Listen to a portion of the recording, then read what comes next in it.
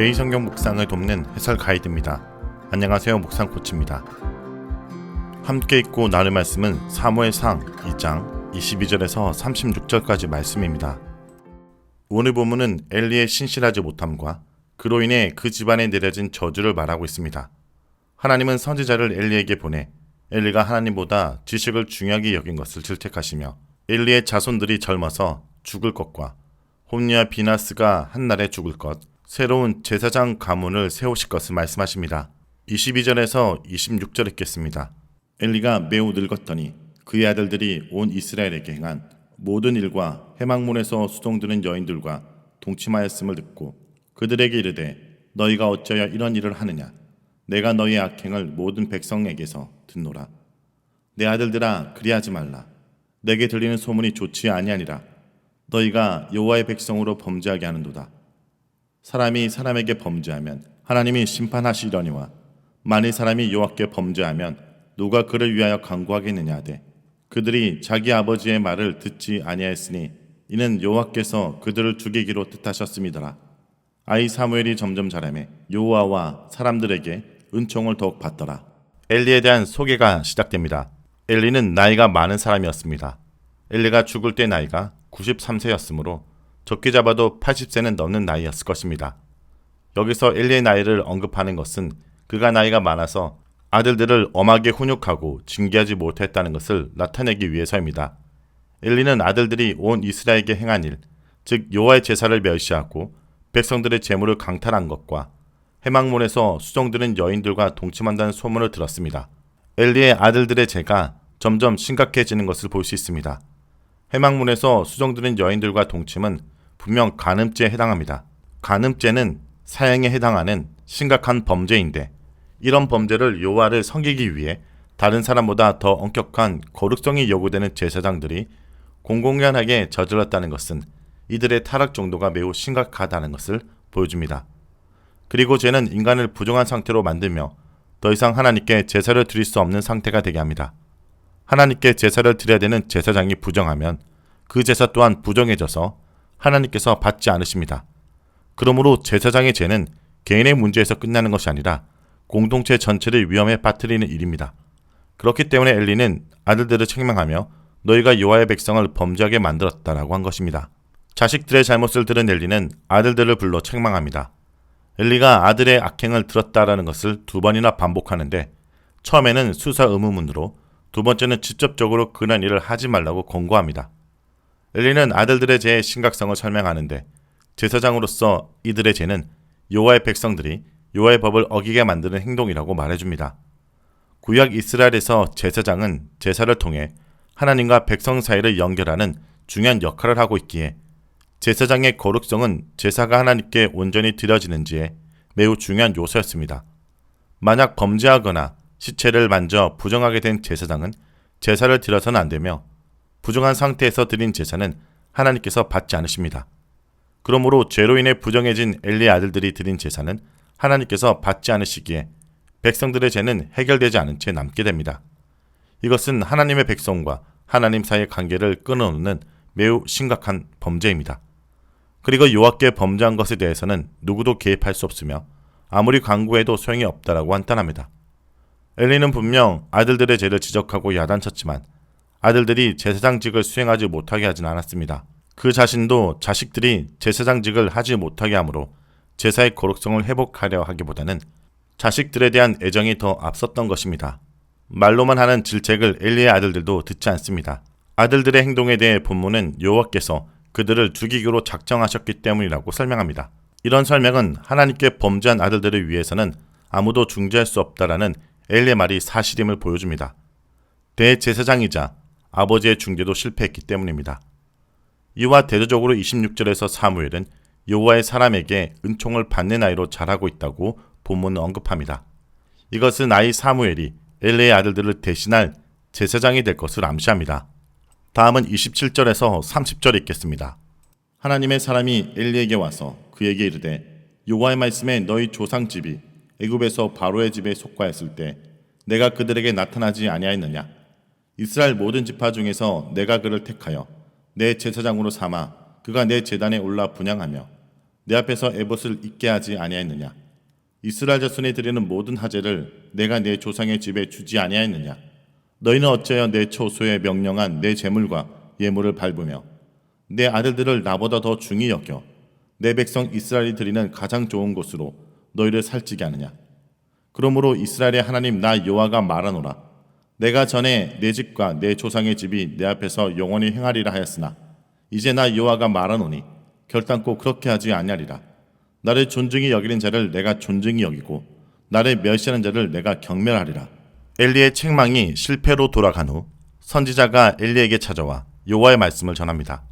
선지자의 등장은 엘리가 이미 하나님의 음성을 들을 능력을 상실했다는 것을 암시합니다. 이것은 후에 3장에서 분명히 나타납니다. 하나님께서는 엘리 제사장 가문과의 인연을 애굽에서부터라고 말씀하시며 그때부터 특별히 택하여 제사를 드리게 하고 모든 하제를 내 조상의 집에 주지 아니하였느냐며 특별히 엘리 가문에게 베푸신 은혜를 강조합니다. 은혜의 강조는 뒤에 나오는 엘리와 엘리 아들들의 죄가 더욱 배은만덕한 것이라는 것을 나타냅니다. 질책의 내용은 두 가지인데 첫째로 어떻게 여호와의 제사와 제물을 마치 발로 차고 다니는 것처럼 행동할 수 있냐라고 질책하십니다. 발로 찬다라는 표현은 하나님을 매우 하찮게 여기며 모욕하고 있다는 말입니다. 둘째는 엘리가 하나님을 섬기는 것보다 아들들을 더욱 중요하게 여겼다라는 것입니다. 엘리는 아들들이 하나님의 제사를 망치고 하나님께 돌려야 될 가장 중요한 제물을 강탈해 가도 이를 막거나 징계하지 않고 훈계하는 데 그쳤습니다. 그는 아들들의 체면과 안위를 하나님의 거룩성보다 더욱 중요하게 여겼습니다. 그렇게 하여 하나님께 돌아가야 할 영광과 존중을 아들에게 돌렸습니다. 결국 아들들이 그의 우상이 된 것입니다. 하나님보다 더 중요하게 여기는 것이 바로 우상입니다. 그가 진정으로 자식을 사랑했다면, 그리고 살아계신 하나님을 진정으로 믿었다면 엄하게 훈계하여 하나님 앞에 범죄하지 못하게 했을 것입니다.